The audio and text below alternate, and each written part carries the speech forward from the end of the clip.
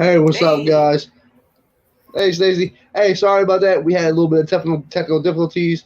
It kind of cut our stream out a little bit, but we ended up fixing it. We ended up getting back, and we're going to continue talking about this week's matchup. Uh, Stacey, you were talking about you just want us to win and Yes. get that 1-0 to start the season. Right. That'd be a morale booster in that locker room for sure. Because last few years it's been pretty sad. The one game in these first 6 weeks, I said this on the first podcast. The first 6 weeks, I believe, is going to dictate how this season goes. And I really do, because we have a tough season. We really do. I hate when they say we have one of the easiest schedules. We have a tough season ahead of us. And we really do. I believe we have to play the AFC West this year. I'm not mistaken. We have to play the AFC West or AFC South. I'm not 100% sure. But I know we have Green Bay within the first 6 weeks. We have Dallas. And we have played Green Bay in England. In Green Bay. No, we're going to England. Oh, okay. That's the one we're in Wembley for that. So I like that shit. Well, I kind of like it. I don't like bringing the NFL to, especially now they're going to Munich too. Also, one of the running backs we had from the international team last year, they just cut him, but he's from Germany, born and raised, and he fell in love with American football. Now, there's a tackle that OC Humaniura just brought from Nigeria. He's an offensive tackle. He's learning how to play offensive tackle. Dude's like 6'6", humongous. Holy cow! Yeah, 9:30 in the morning. Yeah, all of them are like that. Yeah, I'll be up early for that one. But yeah, I was saying I don't think we're gonna be able to stop Derrick Henry. Hopefully, if we can, especially with Azeezal and Thibodeau's limited, doubtful for it. It's not looking great. And our secondary is already in trouble. But the good thing is they're not going to throw the ball much. They have a brand new wide receiving core pretty much. AJ Brown is gone. We'll have to see him twice a year, but at least we don't have to see him in week 1. And we'll have to see pretty much Derrick Henry and the new kid was it Traylon Burks, right? I believe I don't remember his name. He was like the 9th best wide receiver on the court. But I don't. If Derrick Henry has one of those games where like he just gets stuck at the defensive line all the game, then I can see it. If they run him to the outside and we have to rely on our middle linebacker, it's going to be hell. What I would do is I would stick Xavier McKinney on each side. Yeah, Burks from Arkansas. Yeah, he's an AJ Brown replica. So they got rid of AJ Brown to get his ganger. But I think if you stick Xavier McKinney on Derrick Henry, Xavier McKinney likes to get real low, and that's the only thing I can say. Like, that's going to stop him. Yeah, if he can just shoelace tackle him each time, it's going to discourage me. Tennessee has shown when they get discouraged of running the ball. Cincinnati proved it last year. They'll start relying on Tannehill, and Tannehill cannot be counted on. Especially if we can keep them little dump passes. It would be a good day for Aaron Robinson. It would be a good day for that secondary to get up and hold them. And that's the only way I can see it really happening. Hopefully, Wink has that in his plan. I know we're all always hopeful.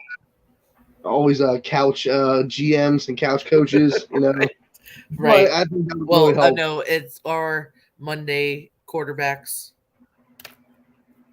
Yeah, right. Everybody's an expert at something.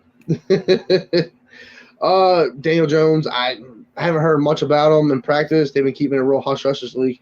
That's why it was hard to make a show this week because they've been really quiet going into week 1.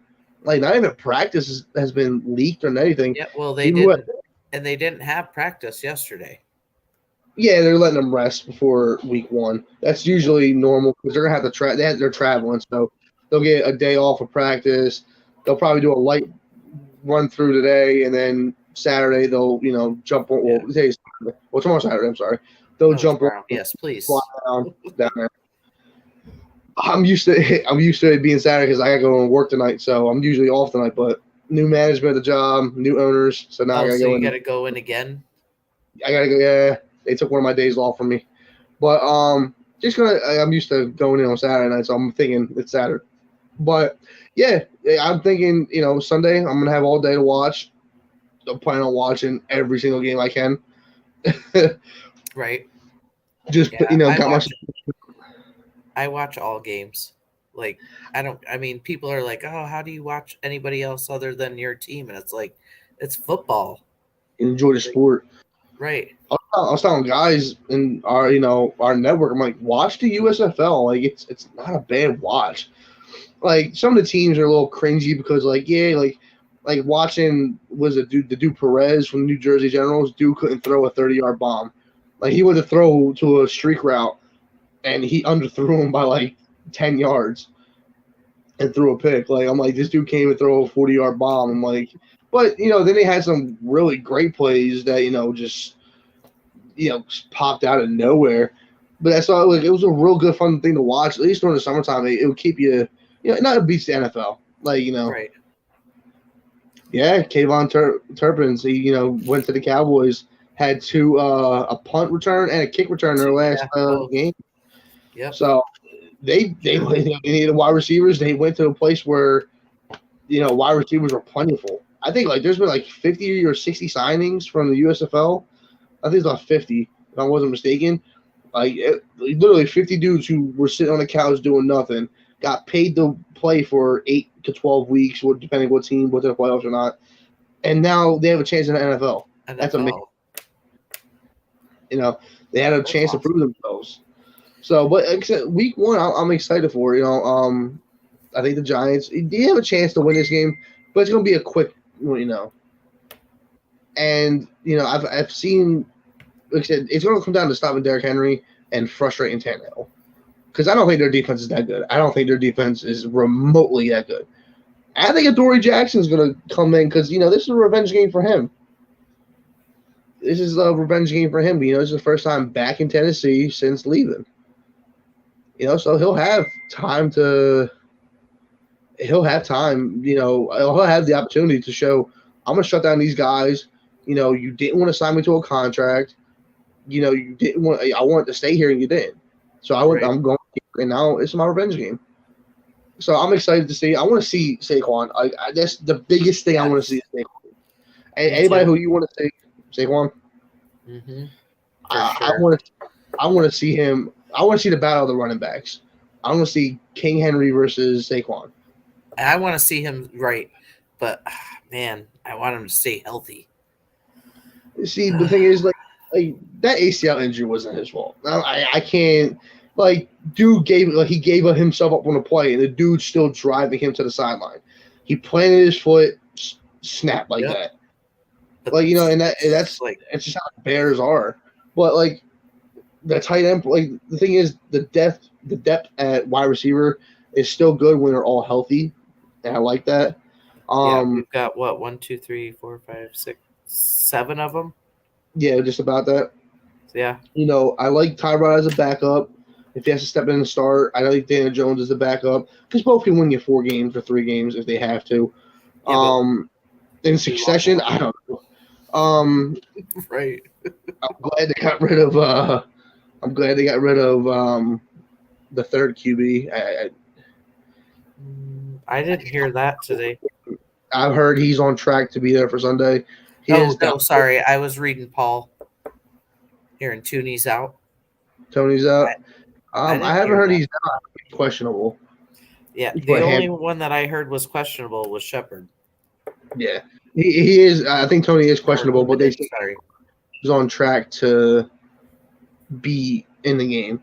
And just like Thibodeau, they said Thibodeau's doubtful. So I'm he's going to be a part of it. If we can at least get Aziz on there, I just feel a lot better. Him coming off the right side, Dexter Lawrence. I want him to start becoming a bully. He at Auburn, he was a bully. I want to see him become more of a bully again. Right.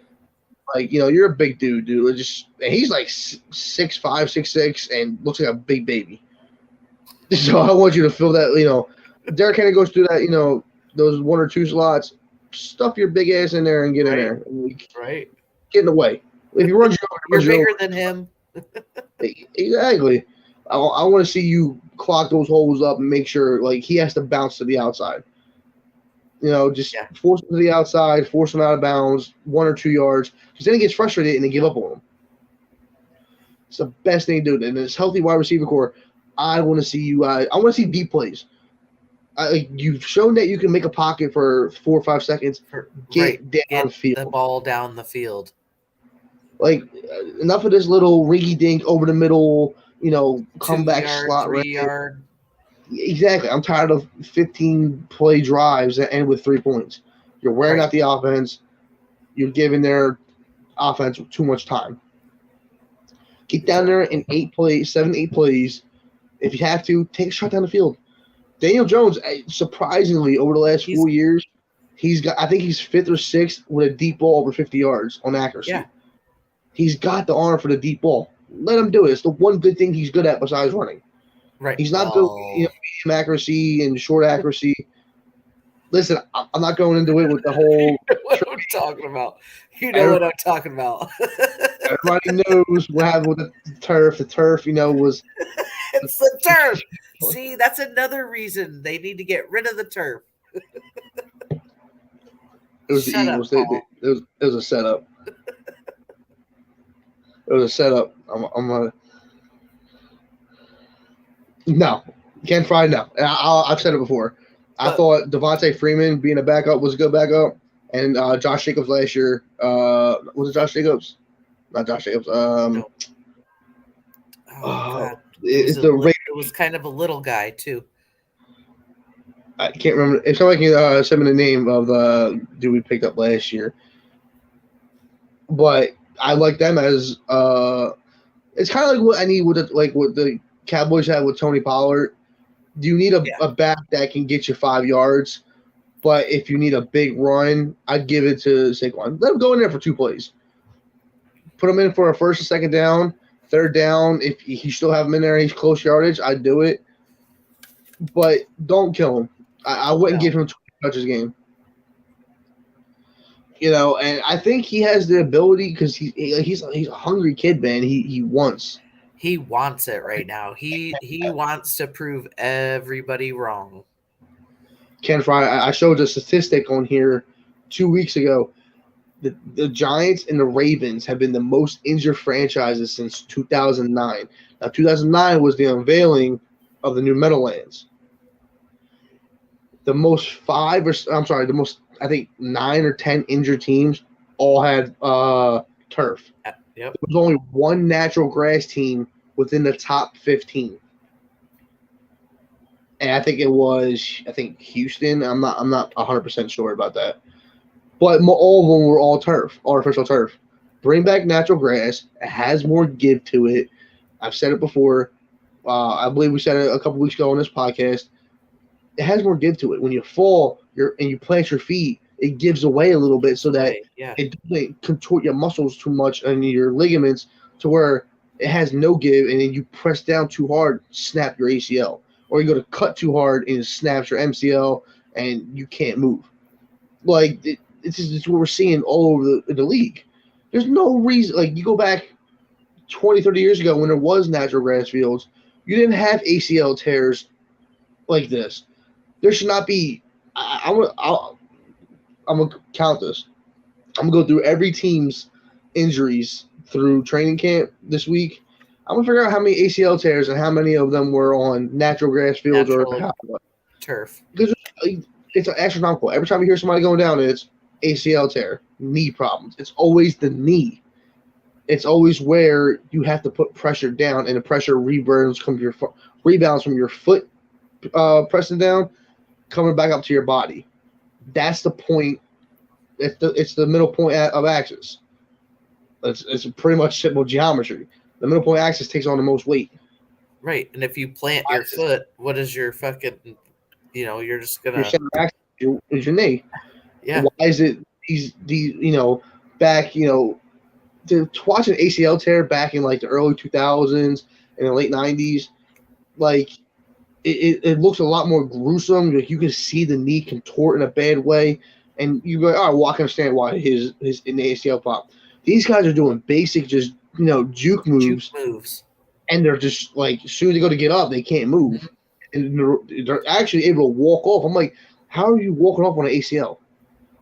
So either the human ACL is getting weaker over the last 20 years, or there's something wrong with these fields. I think I'm going to go with the fields. So what's a realistic year for Barkley? I'd be happy. I can see him doing 1,500 yards and 10 touchdowns. I can see that as a possibility. Would I be happy with 1,300 yards rushing, another 7 or 8 receiving? Because I could definitely see that with Daboll's offense. Oh yeah, he's definitely going to get receiving yardage for sure. Him with the last 65 games, with him missing 30 of them, he still ranks fifth or he ranks second or third with. I think it's first, maybe first or second. Actually, with over 50-yard runs, he has 9. So within the last 4 years, or 4 or 5 years, he's still number one in most 50-yard runs, and he's missed 30-something years. Daniel Jones TDs. I'm just gonna have to shake my head for that. We'll talk about that after game 1, okay, Paul? Yeah, let's see how his offense holds up. Because after that Dallas game last year where we missed 7 starters were end up injured by halftime, let's see if this team can hold it together for 4 quarters. Right, exactly. And then I'll do a prediction on that. But as I said right now, I'll say like 22-8. Maybe with another 3 or 4 rushing touchdowns, maybe 5. So we're looking at maybe 28 altogether. If it's a good year, I can see 23 and 10, 23 touchdowns, 10 interceptions, maybe another 3 or 4 rushing touchdowns. Because he has some wheels on him. You put him on the 20-yard line, yeah, haircut time, yeah.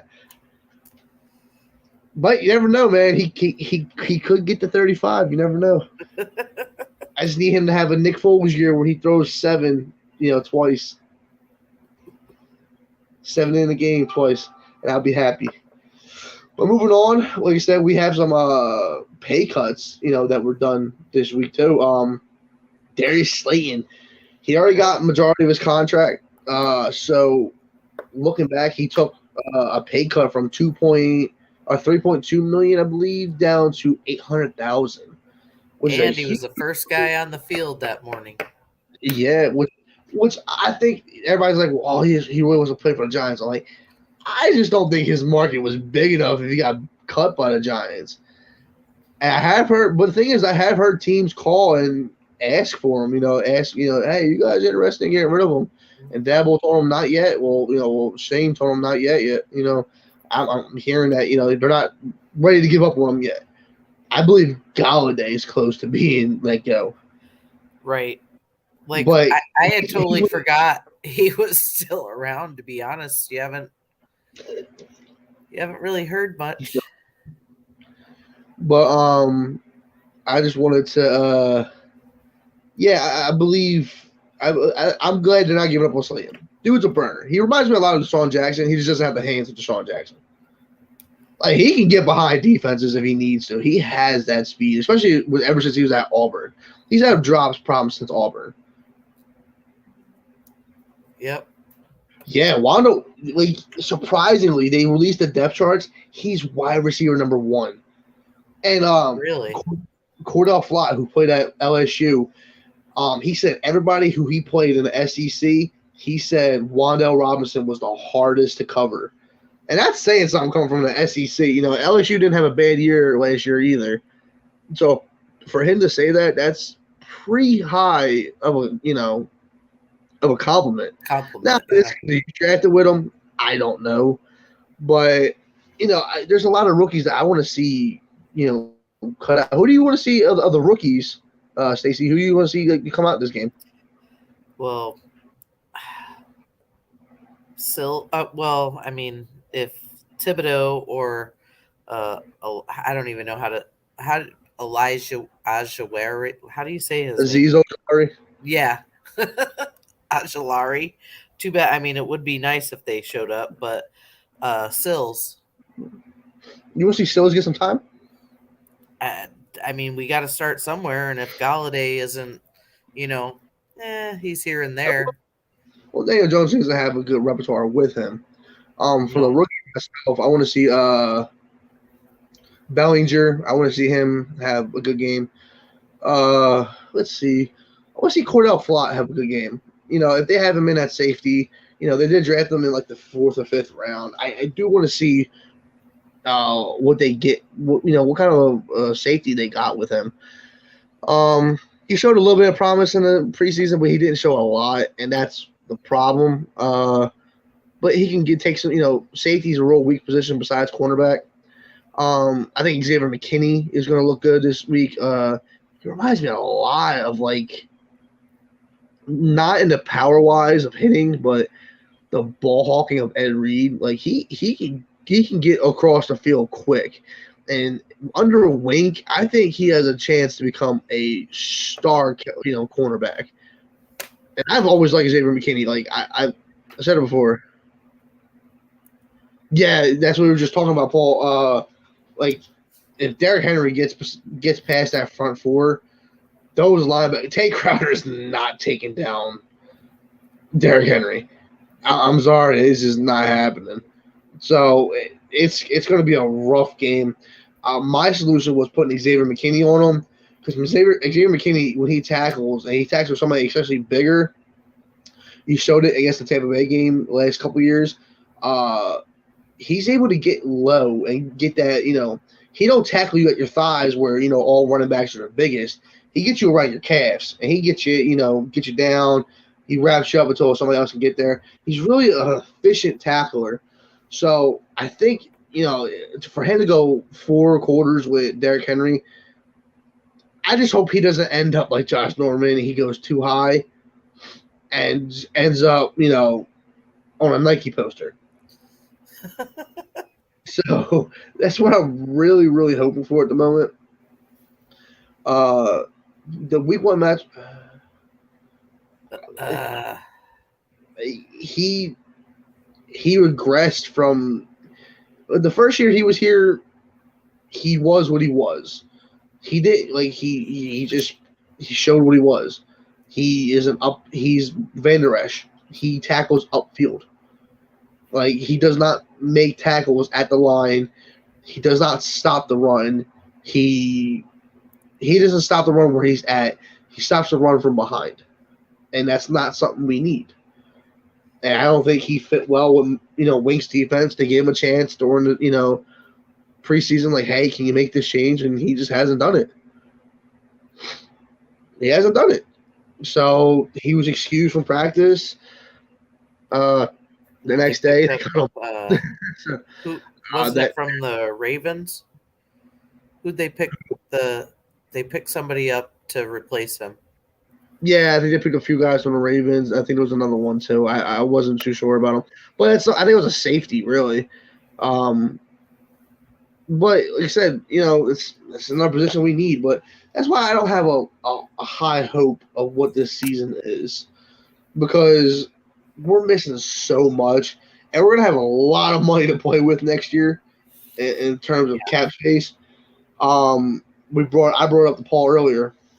With the Ravens not wanting to sign, are they going to waste a franchise tag for somebody who wants guaranteed money? He's going to take $30+ million of you away from you next year anyway, because you're going to have to franchise tag him, and then after that, he's going to make even more than that. Mm-hmm. So, are you ready to get rid of that much money for him? If you're not, I know the Giants are going to take. I'll take Lamar Jackson. Because I like Lamar Jackson next year better than any QB going on the market next year. The only QBs going on the market are all backups. Yeah, we don't need a backup. I don't want Baker Mayfield. I don't want. I am interested to see how he's going to do on Sunday, because the Panthers are playing the Browns. Christian McCaffrey's out. Already. Oh, I did see that today. I saw that early. It happened today or yesterday. Yeah, he's out for the game. I was like, he couldn't even make it to the first game. I know. Everybody was Chuck Wiley and Tony Ferguson safety. Okay, I didn't know I didn't know they picked up a linebacker, but they know Wink's defense, so it could be a familiarity thing that would help. Mm-hmm. As long as we get someone who can stop the run for 3 yards instead of letting it, on the field. yards. Because me who played, outside linebacker, I've played inside linebacker. I hated inside linebacker. It's the worst job in the world. I played outside linebacker, funnest position you ever play in your life. To play it, you're always taught if somebody's running a ball, you meet them at the line. Yeah.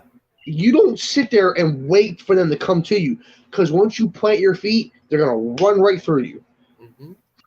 And that's every running back's job, is to make you plant your feet so they can make a move. Either they're a speed back, or yep. Yeah, you're saying that because you want the Giants to lose. I was going to say, he must have him on his fantasy team. Oh, he's betting on them. I think the Giants are like 5 points, or they're getting 5 points, or 5.5 points, or 6.5 points, something like that. It's going to go one of two ways. It's going to be a very close game, or it's going to be like 38-0 at halftime. For the Giants. Hoping. If it's 38-0 by halftime and the Giants are winning, I'm checking outside for hail. Yeah, OTB's fantasy league. Right. But like I said, if it's 38-0 Giants going into halftime, I'm not going outside because I'll get hit by lightning. Somebody made a deal with the devil for that to happen. Well, I don't know nothing about that. I've said it before. I was like, if the Giants somehow, I said, and I don't think it's going to happen, so don't quote me on this. I said, the Giants come out and they're like 5-1 at the halftime. I was like, it's going to be bad. Go ahead. Go ahead with that. But I'm wondering. I'm like, they go to a 5-1 start. I'm like, everybody in their minds is going to start losing their minds. Like, how is it? Daboll's going to be coach of the year. He's going to just tie it in for coach of the year. But that's going to happen. I think my first one, I said, realistically, probably 2-4. Probably 2-4 going into week 6. I'm hopeful 3-3, but worst case scenario, I'm going to say 1-5. Hey, like I said last week, over 500. Can we please be over 500? I wouldn't be surprised if we were a game under. Because that's what the 17th game was all about, was stopping 500 seasons. True. They really wanted to stop 500 seasons. Yeah. So they're either going to be 550 or 450. Yeah, pretty much. Which way. But no, I'm not. I said, hey, nobody said we them boys. We didn't say this is our year. So sit down. It's realistic being, we're not going to do much. I said, if they went out to a 5-1 lead, or 5-1, 5 wins, 1 loss, it would literally Positivity. Do I think it's going to happen? No. I said, if it happens, the world would end. I would have to look outside and, see if it's, raining animals. If something just ain't right. Are there pigs flying? Yeah. Something's not going on. Somebody, open the devil's gate or something. It's just something's going on that's not supposed to be happening. But, like I said, yeah. I don't know. Well, you got to watch 3 in the 90s. Set aside the next 40 years or everybody else's. Right. All right. Sit down. Maybe the last year of the league will get you a participation trophy. It's probably about to happen. Listen, look up. You get a trophy and you get a trophy. Look how the Giants fans are pissed because this is once this is the worst we've been for the longest we've been. And I've heard people, because obviously I wasn't around back then, but they talk about the 70s team, which was like the early 70s to late 70s and the early 80s. The Giants were horrible. Like, they were one of the worst teams in the league. And I was talking to a lot of fans, like, a couple fan pages. They're like, those teams at least fought. You know, they had 5 or 6 wins in a 14-win season. He's like, us, we're getting 4 wins in a 17-game season or 6-game season. He's like, it looks bad. And I'm like, yeah, I really didn't think about it that way. I'm like, what generation do you think's worse? Well, when you're, 80s, 90s, and 2000s, where, they were somewhat manageable. Hey, Linda. Hey, Linda. Good, thank you for tuning in. They're like, oh, well, this generation's worse. They're like, by far, there's no heart in the team. I was like, wow. I was like, I think it's a little nostalgia based, but it's crazy to hear. I only have one opinion on it. And that's the opinion of somebody who watched, from early 2000s on. So I'm like, right. I can see it. But being at 3 Super Bowls since 2000, it's I can see why this franchise is mad. I can see why. And we can't be as mad as the Cowgirls, so I think we can. Well, I can because we've shown relevancy this century, and see the thing about the only thing that really pisses me off about Dallas, I understand they're the most valuable franchise. They can go 2-15 and still get all the airtime. Yeah. I am tired of hearing about them. I am tired. They're on every TV, and Cowboys fans don't know how lucky they are. Like, I can go back and find the last time the Herd talked about my Giants. You know what I mean? Like, it was like 3 weeks ago, 4 weeks ago. During 2011? Yeah, or 2015 when they went to the playoffs. At least the last time they went in depth about them. And it's sad because even when they are relevant, they still don't. Like, New York does not get as much time as crazy as, like, Philadelphia does and Dallas does. Well, you're in Philly. No, right? I'm in Louisiana now. But from Philly, yeah. But it's not from local shows. It's from not you, Paul. Yeah, it wasn't your We're over that. Look at him. Yeah, just like a Cowgirls fan, living in the past. Comment I made 30 minutes ago. I know, right? Yes, that's the past. Right. But guess what? He caught it, but he didn't catch it because in the rule book it says Dez did not catch it. So, I can ask Alexa. I can ask Siri. That's 2 different, forms of entertainment right there. Information wise. But yeah, like this franchise is frustrated, and all we got for our hopes were a free medium soda, and it's that's why we got banned because they know that's called it. Listen, if YouTube is a Cowboys fan, then I right now will go off YouTube. I will never go on YouTube ever again. But like you said, I want to see this franchise come back. Every franchise has its down period. The Raiders have been god awful for forever. Houston's been up and down. They've had their up for like 4 years. They're gonna be down. I really give it to teams like New England. The Chiefs have always been somewhat kind of good in the last 20 years. Even if they were bad, the Chargers, that's another one. I give it to our division rivals, the Eagles and the Cowboys. They've stayed relevant above 800. Yeah, they've had some 4-12 seasons, stuff like that. But for the most part, they've stayed above. We got to learn how to stay above. Yes. I don't think the franchise would be as mad if they were 9-8 every year or 8-8 or 7-8. And then they show production to go 12-14 a couple of years and then go back down. The fact of being considered a horrible franchise like the Jets, do not bring it up. The Jets have been bad since forever. The Jets. Exactly. The butt fumble. The beginning of time. The whole organization is a butt fumble. So you had 2 good years out of them in the last how many ever. And then, you have the Bills. The Bills were god awful for a while. For like still haven't won a Super Bowl. Yeah, but they're relevant again. Like I saw the Bills being relevant back when they had Tyrod Taylor. If he didn't get hurt, Nathan Peterman didn't throw that game away. They were winning a playoff game. And I said it before. I thought they were one of the best teams in AFC, what's going on, 5 years now. So I thought they were on the right track.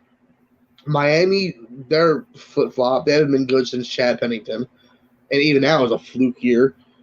So like I said, New England staying good for that long. Yeah, they had Tom Brady. Yeah, they had a good coach. But you got to remember, they had to bring in people to replace, all-stars. Like Junior Seau was on that team.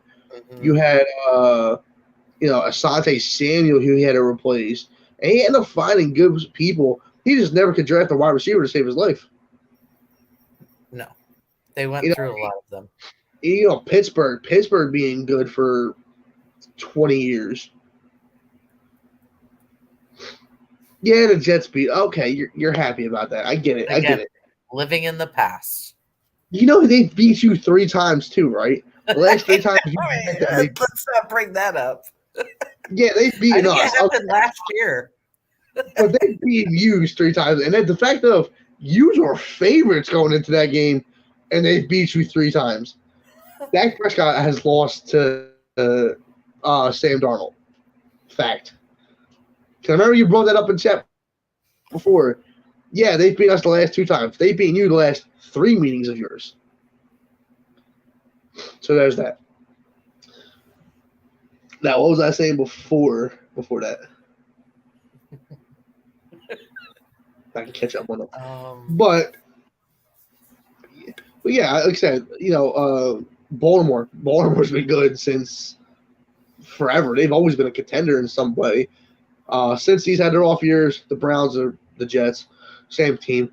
The South, which is a new division, the Colts, they bounced back super fast. They went from Peyton to, Andrew Luck, and they walked out and, success again.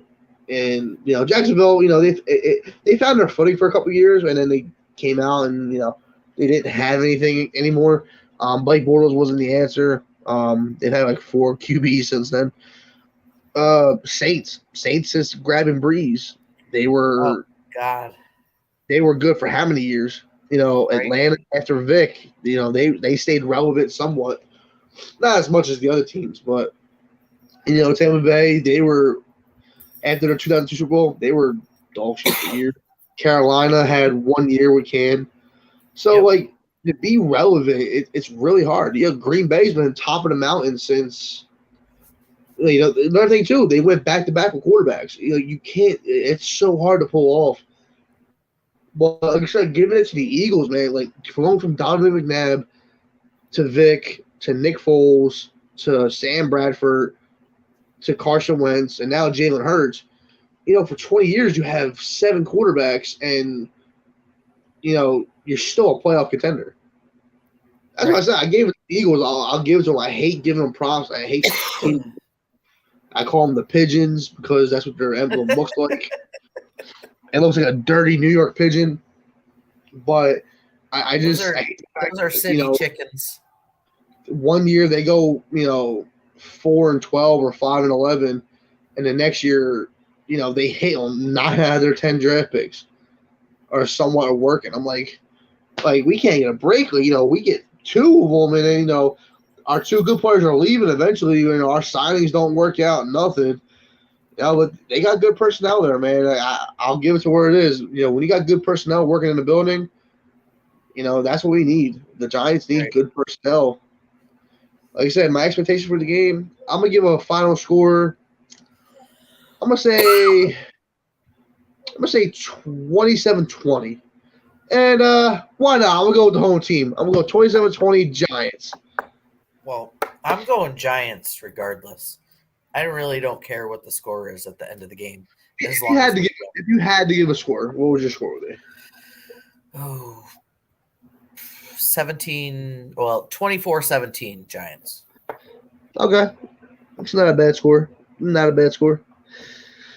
All right. Game predictions. Do you have anybody who you think might pop off? I know we both said Saquon. Do you have anybody? I think Daniel Jones goes he's got to.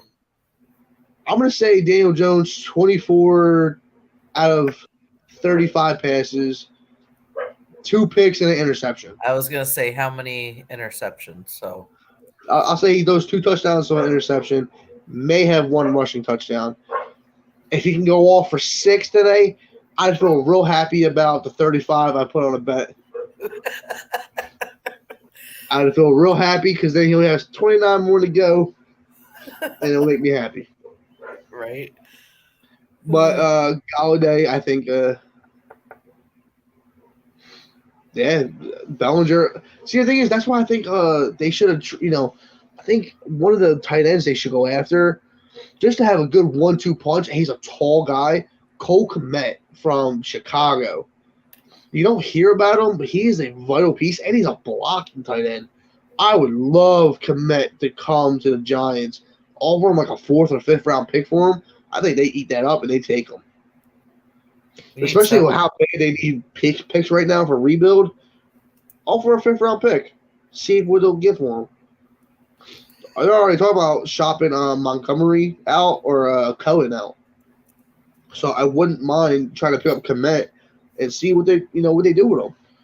Right.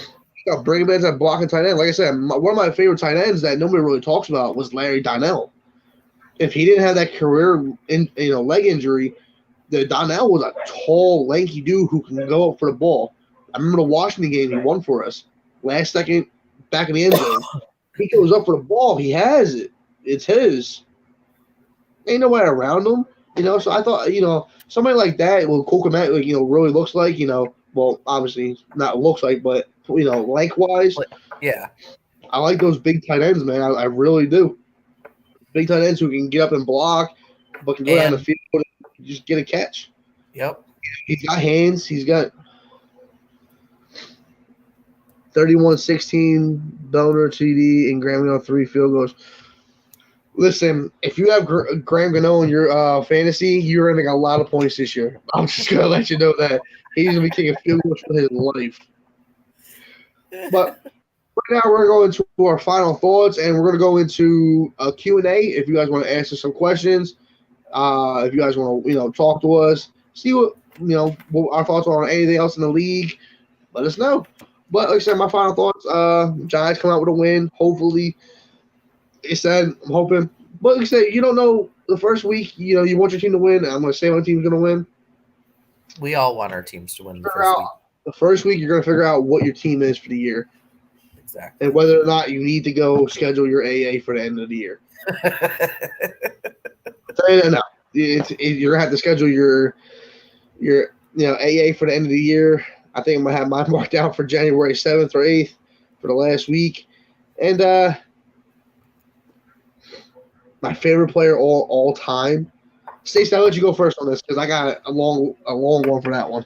LT. All day. LT. That's okay. My man. I can't say LT because I didn't get to play. I get to watch him. I was way too young for him. The only thing that really bothers me is that he had a short career. He only played 12 years. But he had a great career, even though it was short. Solid. Yeah, he was solid. My favorite player of all time. It's gonna sound weird because he's a Raven, but Ed Reed. Ed Reed just only because I didn't like Troy Polamalu. I thought Troy Polamalu was not a good safety. Yeah, he had hard hits, but Brian Dawkins and Ed Reed were way better than him. So was Ronnie Lott. They were way better, and I love playing defense. But for defensive, I do have some guys that are my favorite. But Ed Reed, man, he did say he had a list. I did, but Ed Reed over, oh my god, if you watch his highlights, I was always an outside linebacker who loved hits. I can count, playing for only 4 years, I can count how many people I put out. And that's not a happy thing, but when I tell you, I liked getting licks, I liked getting them. I really did. There's something about, and Paul, you play football. I don't know if, Stacey, if you played football, I don't know. But I have been told I throw like a guy, though. Hey, nothing wrong with that. I don't know if that's a compliment or not. It's something about those shoulder pads being on, and like you can feel your power go through somebody's body and force them to the ground. It, it, it's such a it's such an adrenaline rush when you get a good pop because you know you got a good pop. Mm-hmm. And when you hear that crowd go, ooh, like my first ever practice the first ever practice with pads on. I sent one of my teammates home with concussion, and I didn't mean to. I was like about 7 years old. We did the three line drill. Now Paul contested this. The three hole drill is to stop the run at the goal line. You have 3 holes: 1, 2, and 3. The coach behind the defense puts up the number. The running back has to go to that hole, and you have to beat them to the line, and they cannot cross that line. I knew what he was putting behind my head. I had a feeling he was going to do 1. He said 1. The kid stutter stepped and ran towards 1. We met at the line. I went high, and my pad went over his face mask. Oh. And doing that, I swear to God, coach was like, how many fingers am I holding up? And I remember he was a good friend of mine named Zach. And the kid was like, 4. Just like gone. The kid lived down the street from me, so I went and checked on him after practice and made sure he was okay. They took him home, and like he didn't come back for about 3 weeks. And doc said he had a grade 2 concussion at 7 years old. That's what's scary. I stopped going high on people, but I've put people out with asthma attacks because I hit them in the chest too hard. I've wrapped kids' legs up to where they've broken a leg. I'm not happy about it. It's just like all right, being a kid, you put somebody out that's an adrenaline boost. Being now, Giants' best coach, Parcells. Yes, by Parcells. I'm sorry, Coughlin was good, but Coughlin also had he had times where he could fire up his locker room. Parcells, especially that stage, he could not replicate what he did with the Giants, and he has not been able to do it. He tried to do it with New England, Cowgirls, the Cowboys, the Jets. Like he could not replicate what he did with the Giants. The Giants, he had that full locker room ready to go kill for him. Mm-hmm. They were ready to go play, and it shows. And he got 2 Super Bowls out of it. He was the Giants' number 1. He has to be. Coughlin I had to put up there, but just because he won a ring. But Coughlin didn't always have the trust of that, especially in the later years. The only one that had his back was Eli. Like in right, fight but look what we've done since Coughlin. Nothing. Well, like I said, slim pickings. I mean, I'm not saying he was the answer, but I think we let him go a little too soon. I was a big Ron Rivera guy. I thought Ron Rivera would come in and Me that's too. Even Mike McCarthy, I thought, man, maybe he could do something with his offense or something. Even though he hasn't worked out with the Cowboys, I understand that. What pissed me off was not going to go after him. They wanted Matt Rule when he went to the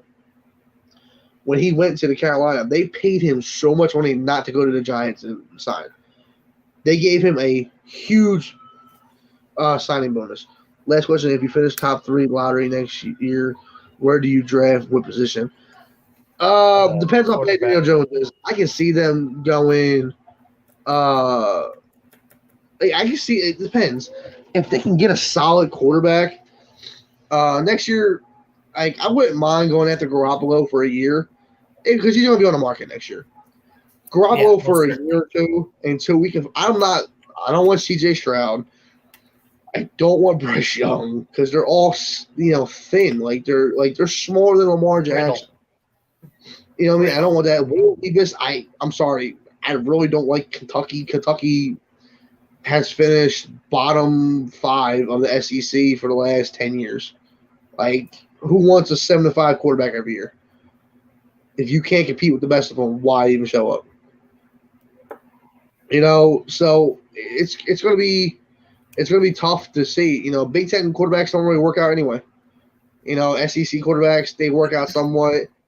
If you're not from Clemson or Florida State, Alabama, Georgia. Like, you're not really, you know.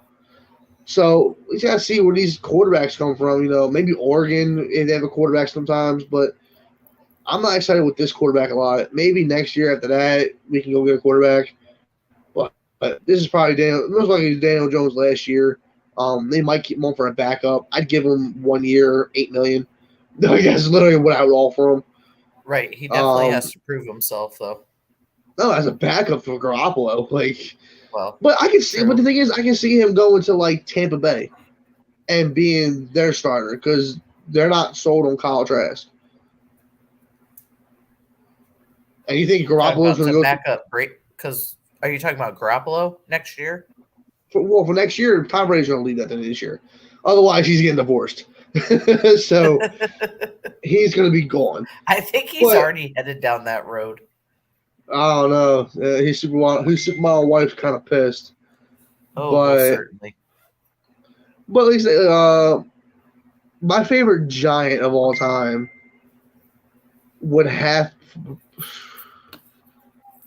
it's probably Justin Tuck. I love Justin Tuck. I like a lot of Giants. A lot of underrated Giants. Like Justin Tuck was good. Phil Simmons. See, but Tiki burned everybody. I wasn't a super fan at Shockey's time. I really didn't get to see it, watch him. But he comes out of the convicts, man. He comes out of Miami. Jason Sehorn. I liked him too. Yeah, I think it's still to this day he's like the last white cornerback that's played in the NFL or something like that. I was like, that's pretty funny. He retired 20 or 18 years ago. Been a while. Yeah, I thought it was pretty funny. But I'm a Pierce fan. I was a big Antonio Pierce fan because he played really well for somebody who was under the radar. Let's see who else. Antrell Roll, another Miami guy. Offensive side, Brandon Jacobs. Yes. Brandon Jacobs, a 260 running back. He was a linebacker. He should have been a linebacker. Yeah. I watch replays and he's just freaking dragging people down the field with him. Funny story, he ran over Ray Lewis, and I swear to God, I watched the game live in 2011. Was it 2011 or 2010? He ran over Ray Lewis, and they cut it, and they never showed it again. I was like, that's how you know they're protecting Ray Lewis. Right. They're protecting his image. I said, because he got ran over. He ran over him and Brian Urlacher. That's not do. I was a huge fan of Brian Urlacher as a kid, too, until I found out he was, huge on steroids. Well, yeah, he was huge. That's why I don't like Barry Bonds either. There was he still hit 700 runs. I don't care he hit 7 home runs. He really didn't. It's all tainted. That's like Mark McGwire, Sammy Sosa. It's all tainted. That's Ken Griffey all day. I love Ken Griffey. Mm-hmm. Give me him. Everybody else, they're juiced. Same thing with Ortiz. They were well, Big Papa shouldn't have got in because he juiced. You have what about all the guys before him?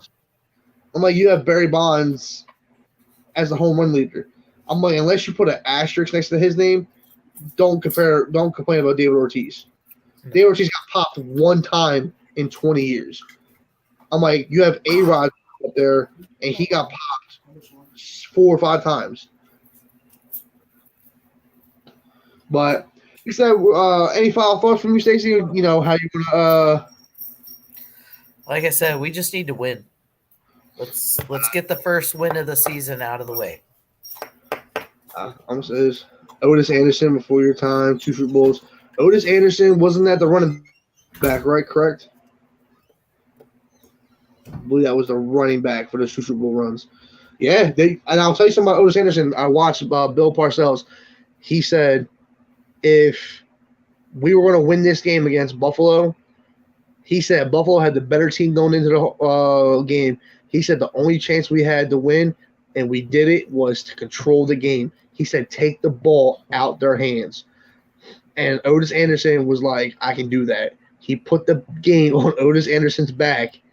And because, Sims had gotten hurt and Hofstetter had to come in. He said to control the game clock. I think the Giants had 49 minutes with the ball, like or 44 minutes with the ball, something like that. It was like they had 2 quarters of 3 quarters of with the ball. Like it was unreal. I'm like, there's no way they had that much. Yeah, it's like 40, 41 minutes, something like That's that. crazy. Of time with That's the got to ball. be like a record. Yeah, well, for the Super Bowl, I know it definitely is because they end up running him like 24 times. But the smart thing was they let the play clock get down to 3 seconds each time. So Each every time they time, run and the then ball, let them. killing time off that ball, and they capitalized by scoring. They held the ball for 12 minutes, but they scored. It's not a lot of teams do that nowadays. To compete with a better team, take the game out their hands. They can't score if they're not on the field. Right. But the final thoughts for me, I think the Giants win it 27-20. Stacey has to score 24-17. Yep. We'll see you next week. And if we're a little somber, you know why. This is Big Ev. This is Stacey. Say goodbye. Woo-hoo. Good night, guys. Big Ev's Big Blue Power Hour. We'll see you next week.